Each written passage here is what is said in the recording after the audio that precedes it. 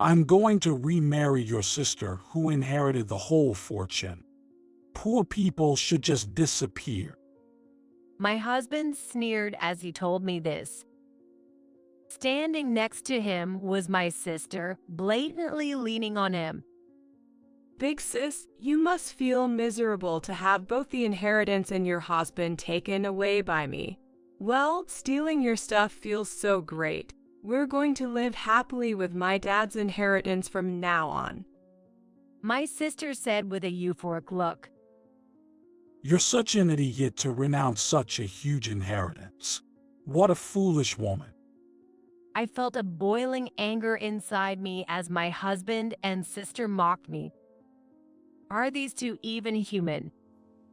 Their greed-blinded figures appeared to me not as humans, but as monsters. Indeed, I had renounced my recently deceased wealthy dad's inheritance. My husband instantly abandoned me and switched to my sister, who had inherited the entire amount. I sighed deeply and then told them, "Fine, let's get a divorce." Wow, you are surprisingly obedient. I thought you'd cling and beg not to divorce. My husband responded so, but I felt no affection towards him. There was no way I'd say not to divorce. I signed the divorce papers he brought and handed them to him. Now I can divorce. I'm going to start a new life as a wealthy man. Thanks, big sis. A divorced, unimpressive woman like you probably can't remarry, but cheer up. They both burst into laughter.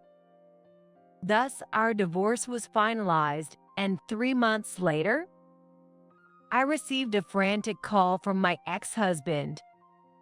I smiled faintly as I looked at his numerous missed calls. You've realized it now. Too late. My name is Nancy. I'm 35 years old. My ex-husband, Bob, who is 3 years older than me, and I got married 10 years ago, and we've been a working couple. We have a son who is 8 years old. His name is James. James was a spoiled boy when he was little, but nowadays he is less spoiled, and now he is becoming independent. Bob helped with childcare for about a year after James was born. At that time, he was actively helping me raise James. However, as James passed 1 year old, Bob gradually became uncooperative, doing nothing at all. James frequently cried at night, even after he was a year old. Shut up. Why does he keep crying at night? Is something wrong with him?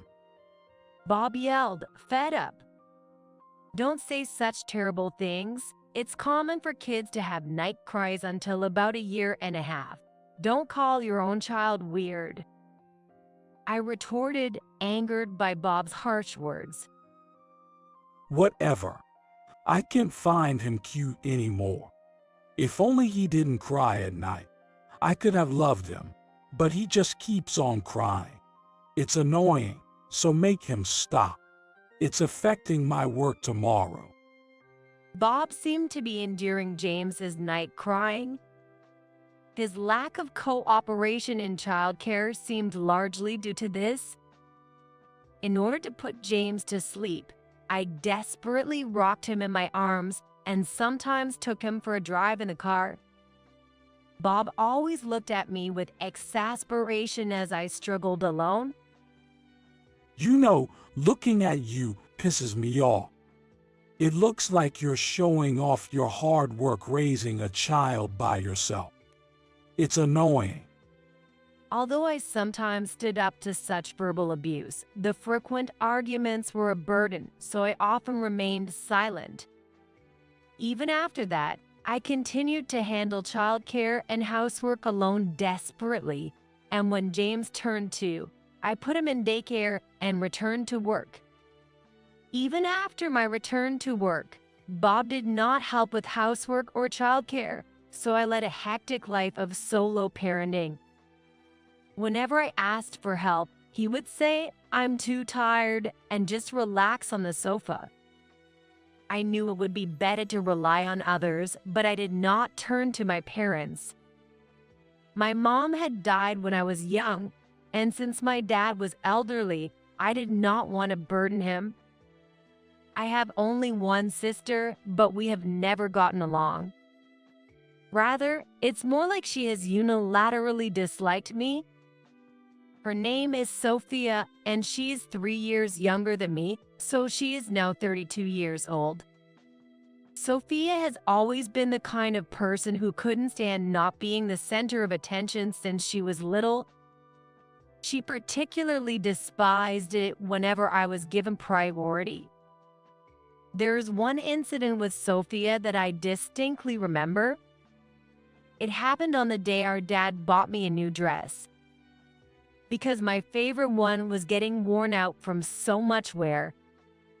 It was a summer dress with a sunflower pattern. I was so happy that I thanked my dad over and over, and he was grinning from ear to ear. However, our happy moment was quickly ruined by Sophia. She came running from another room where she had been playing alone and screamed at us. "What's with that dress? Why did you only buy Nancy a dress? I didn't get one. That's not fair." "What are you talking about, Sophia? You just got a new sweater and skirt recently." I responded that, but Sophia wasn't having any of it. She clung to our dad, crying, "Buy me a dress, Dad, please. It's not fair that only Nancy gets a new one. I want it too." Despite my dad's attempts to calm her, Sophia kept on crying and wailing.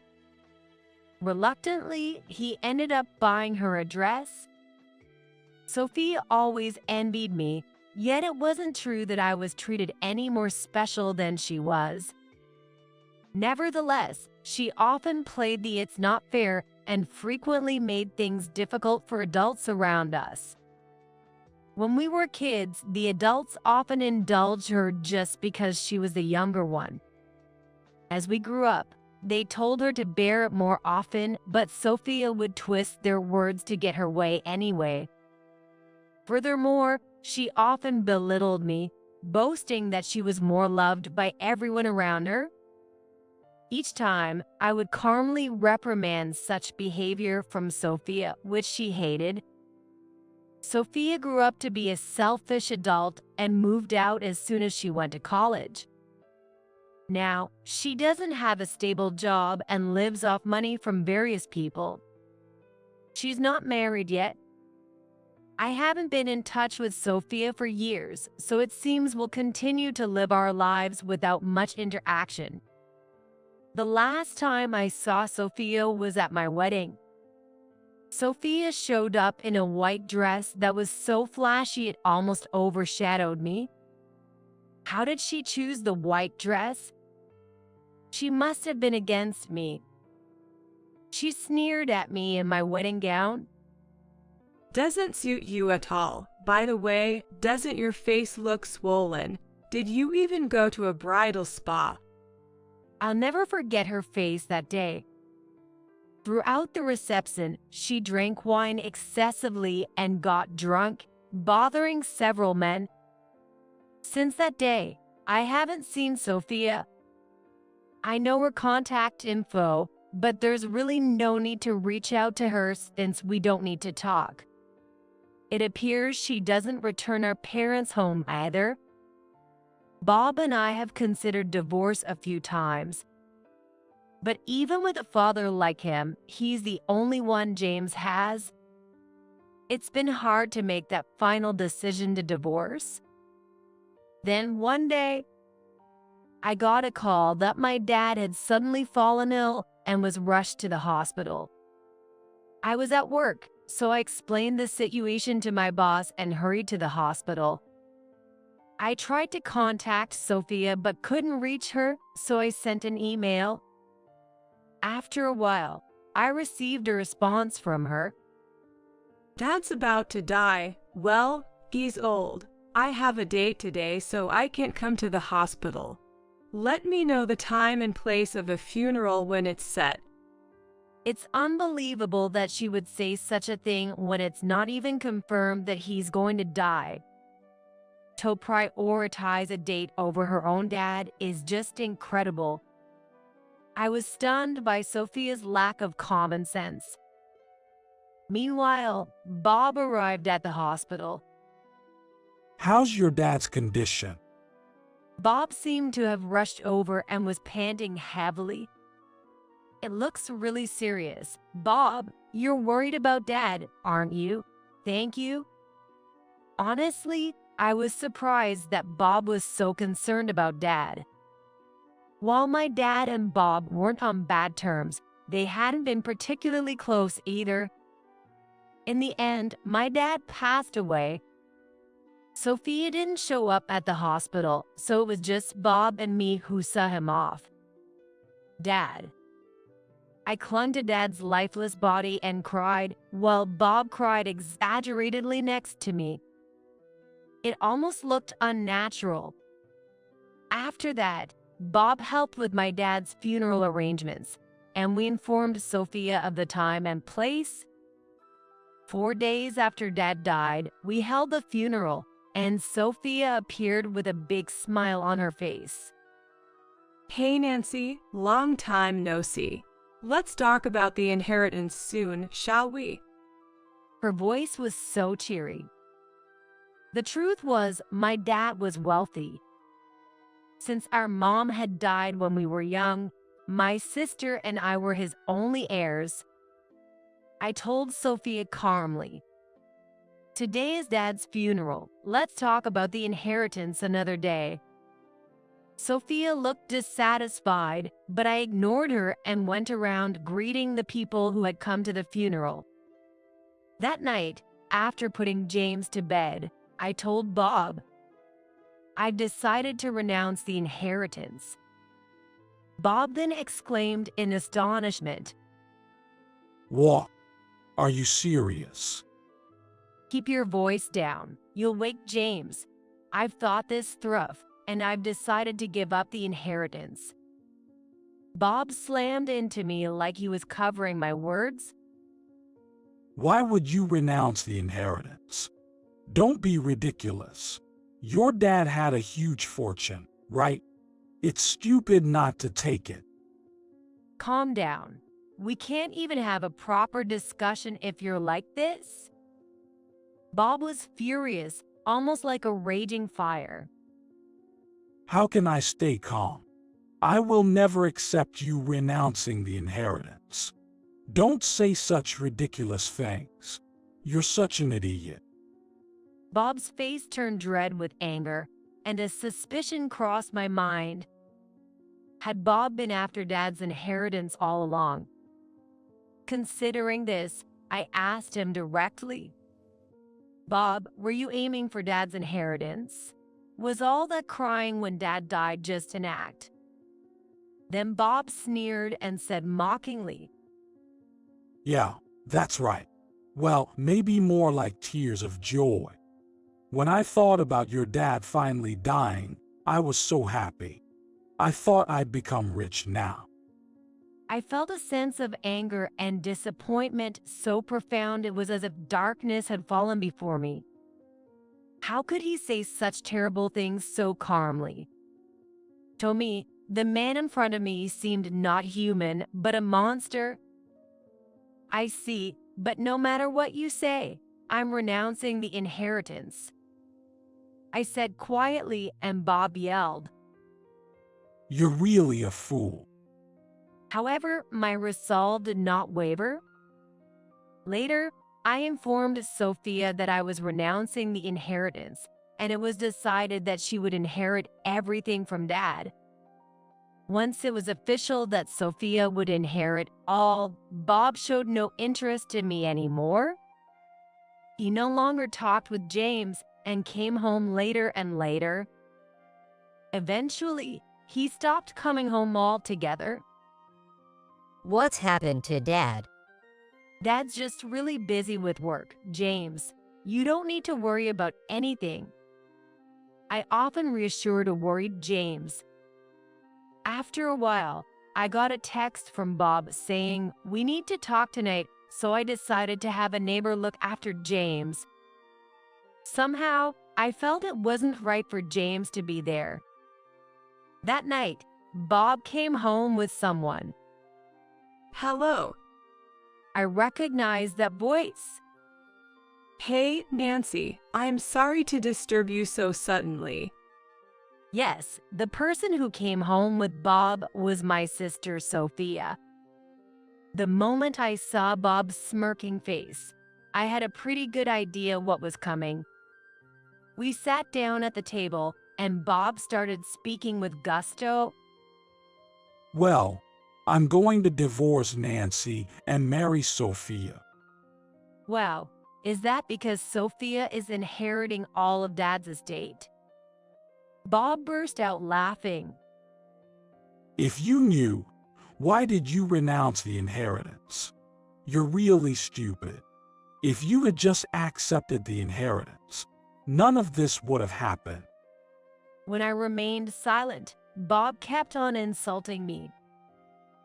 Not only are you stupid enough to renounce the inheritance, but you're not much to look at either. Sophia is way cuter.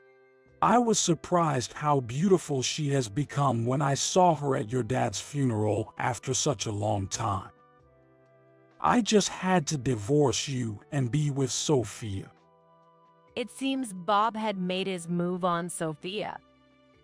Sis, you must be miserable having both the inheritance and your husband stolen by me. It feels so good to take your things. I'm going to live happily ever after with your share. Sophia said with a blissful expression. So, I'm going to remarry Sophia, who inherited all of your dad's estate. Someone like you, a poor person, should just disappear. Bob said, laughing loudly with Sophia. I sighed heavily and then told them, "Okay, Bob, let's get divorced." Wow, you are surprisingly obedient. I thought you'd cling and beg not to divorce. Bob said, surprised. I had no love left for Bob. There was no way I would say not to divorce. This man has quite a misunderstanding. However, I'm taking custody of James. I stated so. Bob muttered as if he had forgotten. Of course, having a child around would just be a bother for the luxurious new life I'm starting with Sophia. In fact, I had forgotten about James until just now. What a despicable man. It was truly a blessing that James wasn't here to hear this. Just the thought of him hearing such words sent chills down my spine. I managed to hold back my anger and calmly informed Bob. I will be seeking alimony and child support through a lawyer later on. What? If you wanted money, why did you renounce the inheritance? Bob laughed mockingly. Sis, you really make no sense. Sophia chuckled, leaning on Bob. Well, I'll throw a few 10,000 your way. After all, we're about to inherit your dad's massive fortune soon. Don't forget what you just said. So, have you brought the divorce papers? Right. Bob pulled the divorce papers from his bag. I filled out my part, so just sign your part quickly. Understood. I signed my section and handed it back to Bob. All right, this means we can get divorced. Thanks, Nancy, but you know, with your plain looks and being 35 and divorced, I doubt you'll remarry. Exactly. Just like Sophia said. Your life is going to be hell from here on, you miserable old woman. Facing the laughing duo, I stood firm and said, "Our conversation is over. I'm going to pick up James now. Can you two make sure not to come back to the house until I've moved out?" I said this and left to pick up James from a friend's house. When James saw me, he jumped into my arms with a big smile, shouting, "Mom!" His cuteness almost made me cry, compounded by the stress from earlier. I thanked my friend and handed her the sweets I had bought in advance from the department store. She seemed to sense that something serious had happened as she looked at me with concern. Nancy, you look pale. Are you okay? Remember, you can always rely on me if something's up. Her kindness almost brought me to tears again. After thanking her multiple times, James and I left her house. Holding hands, we walked through the night streets. James hummed a tune, happily swinging my hand as we walked. Tears welled up in my eyes, maybe from the emotional upheaval. I shouldn't be crying. After all, I have no reason to cry. It's not me, but those two who should be facing hell. I decided this would be the last time I would cry. From now on, it would be just James and me stepping into a happy life. When we got home, Bob and Sophia were already gone. Soon after, I started looking for a new place and went to a real estate agency with a property in mind that I had found online. Fortunately, I found a suitable place within James's school district. I didn't want to change James' environment, so I was looking for it in the same area. Having arranged everything for the move, James and I left the house. Later, through my lawyer, I filed for child support and alimony from Bob. I also filed for alimony from Sophia, but perhaps emboldened by their inheritance, both of them paid the full amount requested at once. I used that money to establish a stable life for James and me. James seemed to really like our new home and accepted the divorce smoothly. All I need is Mom with me. He said with a smile. Bob had only taken care of James until he was 1 year old, and since then, their interaction had been minimal. My declaration of renouncing the inheritance made Bob even more indifferent, so maybe James felt it didn't matter whether he had a father. I vowed to make James even happier than before. Fortunately, I had a job and the alimony and child support from Bob and Sophia, so I wasn't worried about our finances. James and I started enjoying a peaceful and fun life. 3 months after the divorce, Bob suddenly called. However, I was at work and had put my smartphone in my bag, so I didn't notice his call. When I checked my phone after work, I saw several missed calls from Bob. There was also a voicemail sounding desperate, saying, "Call me back urgently." I chuckled to myself. He finally realized it. Without returning the call, I put my phone back in my bag and headed home. On the train, Bob kept calling, annoying me, so I turned off my phone. After picking up James from the after-school care, we went home and had dinner together. By then, I had completely forgotten about Bob's calls. Over dinner, James happily talked about his day at school. I loved listening to his stories more than anything. After cleaning up from dinner, I remembered I had turned off my phone. When I turned it back on, Bob immediately called again. I thought about ignoring it, but decided to answer out of curiosity to see how they were doing. Fortunately, James was in another room doing his homework, so he wouldn't hear the conversation. "Hello." "Hey, I've been calling you multiple times. I even left a voicemail. Why haven't you answered until now?" Bob sounded furious, his voice almost breaking from his loudness. "Calm down. Let's talk more calmly. What do you want?" I already had a good idea of what he wanted, but I feigned ignorance. You tricked us, didn't you? You knew about the huge debt your dad had, didn't you? As expected, that's what Bob brought up, and I couldn't help but let out a smile. Why are you laughing? You knew, didn't you? That's why you renounced the inheritance, right? Yes, indeed, my dad had more debts than assets. He had fallen victim to a real estate investment scam presented by a longtime friend. And he trusted it without doubt, accruing significant debt. When inheriting Dad's estate, it naturally meant inheriting his debts too. That's why I renounced it. Yes, I knew about his debt, but saying I tricked you sounds so harsh. Exactly. You did trick us. You didn't say a word about the debt to me or Sophia. Bob was raging so much, I thought his veins might burst. When I told you I was renouncing Dad's inheritance, I tried to explain about the debt too, but you just yelled at me, refusing to listen to anything. I told him calmly, contrasting Bob's fury. What? Don't make this sound like it's my fault. Thinking about it, it's definitely your fault.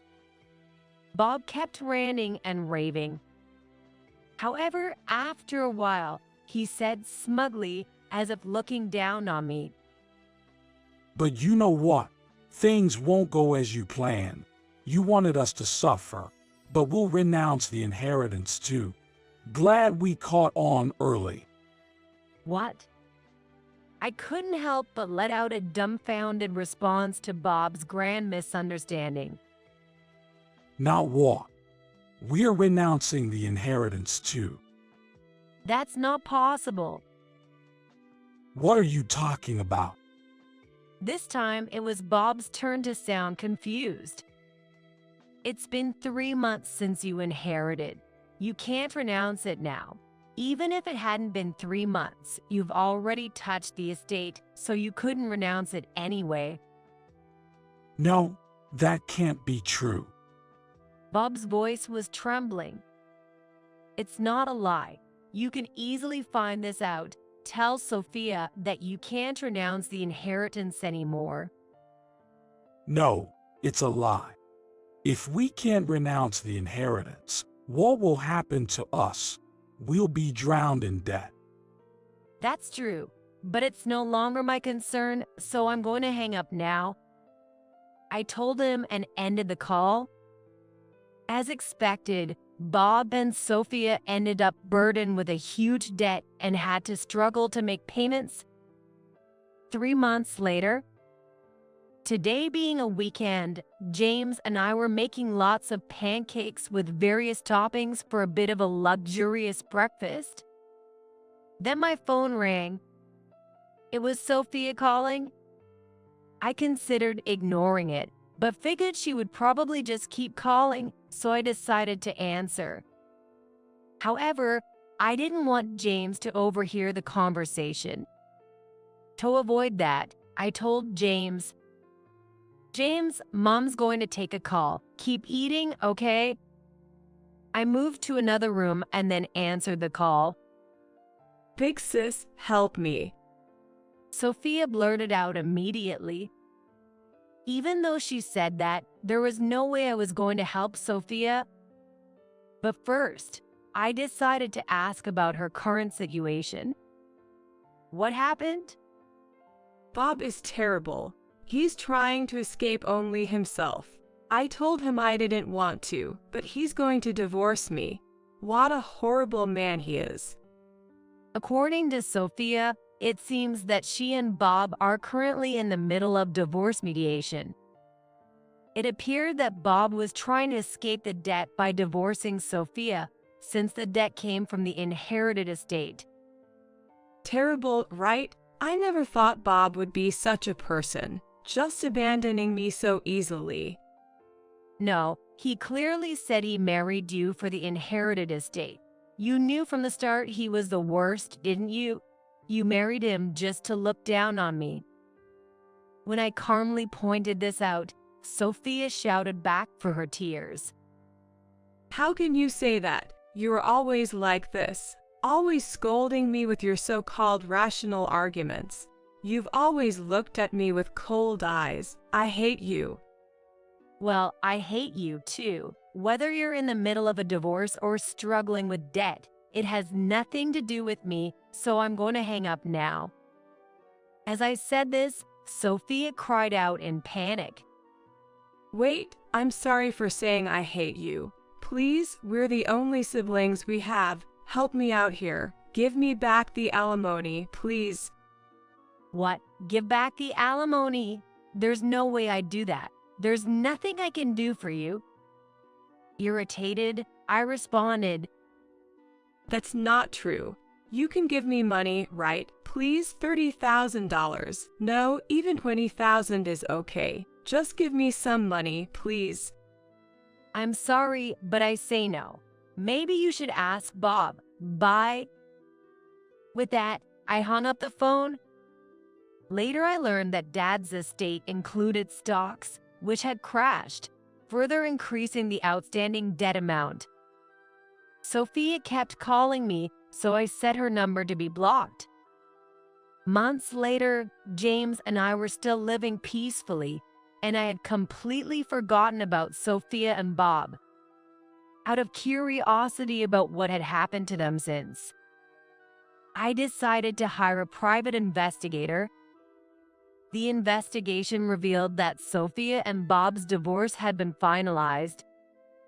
After the divorce, Sophia was juggling nightclub and day jobs, just managing to make ends meet with her debt payments. However, even in the area with many nightclubs, the aging yet still beautiful Sophia struggled to attract clients. The men who used to support her financially had all left her once they found out about her enormous debt.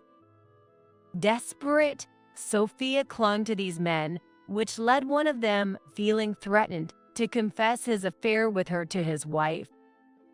Most of the men supporting Sophia were significantly older and married. The wife, upon learning of her husband's infidelity, filed for damages against Sophia, further increasing her debt. An acquaintance of mine happened to see Sophia in a cheap dress on a cold night in the city. Hey, mister, won't you come have a drink? She was calling out to all the men, but due to her haggard appearance from stress, none gave her a second glance. Eventually, she was too persistent with a businessman. Hey, old lady, you're too persistent. He snapped at her. The man she harassed was quickly approached by a younger, prettier woman and went off with her into a bar. Sophia watched this and broke down crying. Even hearing this from my acquaintance, I felt no sympathy for Sophia. It's all her fault. On the other hand, after divorcing Sophia, Bob apparently got involved with another bad woman and ended up saddled with a huge debt that he couldn't escape. He started working a side job to pay off the debts. But since his main job prohibited secondary employment, he was fired when it was discovered. Now, he's considering bankruptcy. Reading the investigator's report, I smiled at the fitting end for such a despicable man. In contrast, James and I continue to live a peaceful life. We recently got a dog, making us a happy family of 3. My work is going well, and I've just been promoted. Work and home life are thriving, and I'm enjoying my days happily.